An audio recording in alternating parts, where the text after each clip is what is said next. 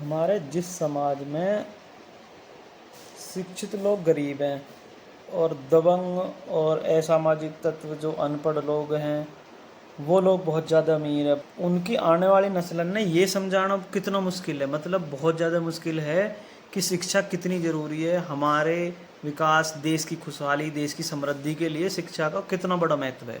वे कैसे समझ पाएंगे यह चीज़ है, क्योंकि उन्होंने तो देखे हैं कि हमारे पूर्वज भी तो कोई पढ़ा लिखा ना हो फिर भी इतना बड़ा साम्राज्य खड़ा कर दिया उन्होंने।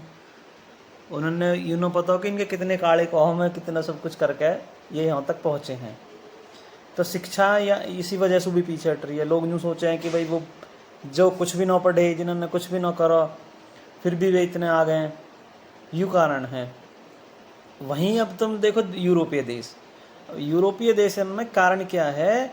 यूरोपियन देश में पढ़ाई या शिक्षा को इतना महत्व है। जैसे हमारे यहाँ आईएएस हो गए, यहाँ हमारे यहाँ आईएएस होगा, आईएएस की कितनी पावर है, वहाँ उसी तरह वहाँ होता आईआरएस, इंटरनल रिवेन्यू सर्विस, जो वे देखते हैं। वहाँ कोई भी बड़ा आईआरएस से कहीं ज़्यादा वैल्यू होती है कोई पीएचडी करा हुआ है, उसकी ज़्यादा वैल्यू है। पीएचडी भाई है ना, पीएचडी पढ़ा हुआ है, और पीएचडी से भी कहीं ज़्यादा वैल्यू होगी प्रोफेसर की। जो अगर प्रोफेसर है तो प्रोफेसर की वहाँ कहीं ज़्यादा वैल्यू है। दूसरी चीज़ उल्टा हमारे देश में क्या है कि अगर कोई प्रोफेसर है या कोई मास्टर है तो उसे मास्टर जी या प्रोफेसर जी मतलब एक कटाक्ष की तरह बात करी जाए, बस जैसे कोई कटाक्ष कर रहे हों।